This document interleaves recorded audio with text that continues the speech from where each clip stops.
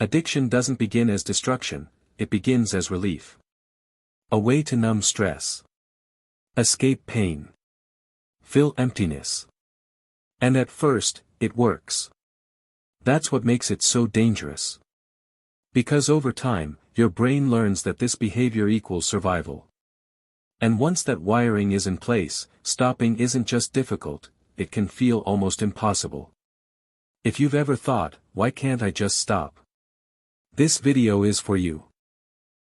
Let's break down how addiction actually works, and more importantly, how to overcome it in a realistic, sustainable way. At its core, addiction is a learned neurological pattern. Every time you engage in the addictive behavior, your brain releases dopamine, the chemical linked to reward and motivation. But here's the key.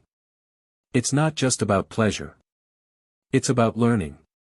Your brain starts to associate certain triggers with that reward. Over time, the loop becomes automatic. Trigger craving action relief reinforcement. Eventually, the craving isn't even about feeling good anymore. It's about avoiding discomfort.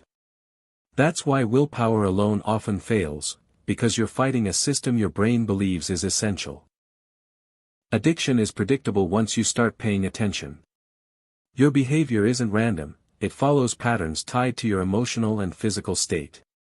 Common triggers include stress or pressure, boredom and lack of stimulation, loneliness or rejection, fatigue, specific environments or routines.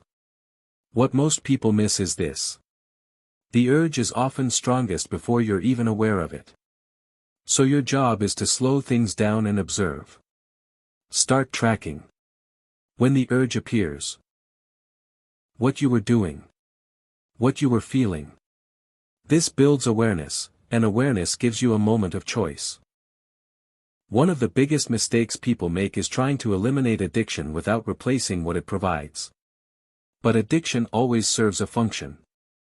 Ask yourself. What is this giving me? Is it relief from stress? A sense of control? A break from reality? A dopamine boost? Once you identify the function, you can find healthier alternatives that target the same need. For example, stress exercise, breathing techniques. Boredom skill building, hobbies. Loneliness social connection, even small interactions. The replacement doesn't have to feel as good immediately. It just needs to be good enough to interrupt the cycle. Self-control is overrated. Environment is everything. If your addiction is one click away, you're relying on constant resistance, and that's exhausting. Instead, reduce friction. Remove access where possible.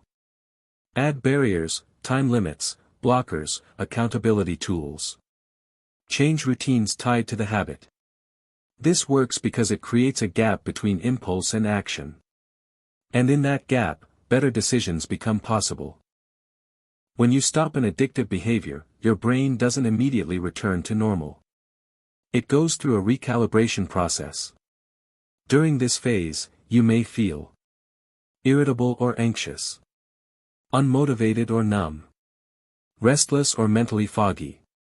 This happens because your dopamine baseline has been altered.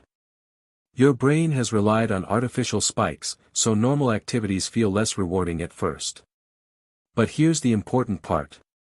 This is temporary. With time, your brain begins to restore balance. Things that once felt dull start to feel meaningful again. Motivation is unreliable. It depends on mood, energy, and circumstances. Systems are what carry you when motivation disappears.